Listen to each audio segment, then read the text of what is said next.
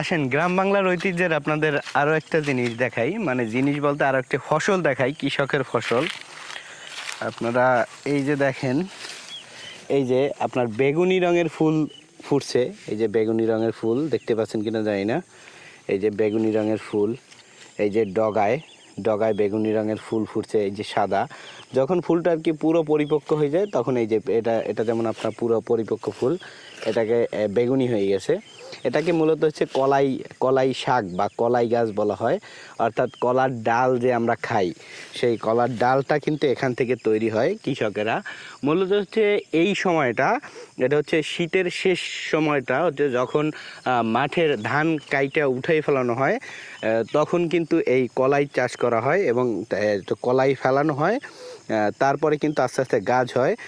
এটা শুধুমাত্র যে কলাই ডাল খায় তা কিন্তু না, এখানে যে শাকটা হয়, এই যে মাথার যে শাকটা, অর্থাৎ ফুল আসার আগে যে শাকটা থাকে, সেই শাকটাও কিন্তু খাওয়া হয় এবং খেতেও খুব কিন্তু ভারী সুস্বাদু। এখন আপনারা দেখতে পাচ্ছেন এটা কিন্তু ফুল, এবং কিছু কিছু আপনার কেবল কলাই এসেছে। আমি যদি আপনাদেরকে দেখাই, এখানে দেখেন অনেকগুলো আসছে, এই যে দেখেন এখানে অনেকগুলো কলাই আসছে। এটা হচ্ছে কলাই। এটাকে আমাদের বরিশালে আঞ্চলিক ভাষায় বলা হয় ছোয়া, অর্থাৎ সবেমাত্র কচি কলাই, এজন্য ছোয়া বলা হয়।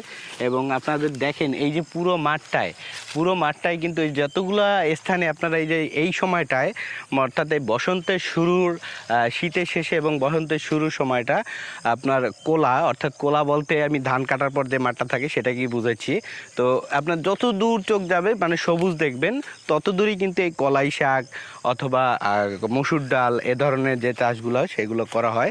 তবে আমাদের এই বরিশাল অঞ্চলে, অর্থাৎ আমি তো হচ্ছে পিরোজপুর জেলার বাসিন্দা, সেক্ষেত্রে এই অঞ্চলটা হচ্ছে কলাই শাকগুলো বেশি হয়ে থাকে।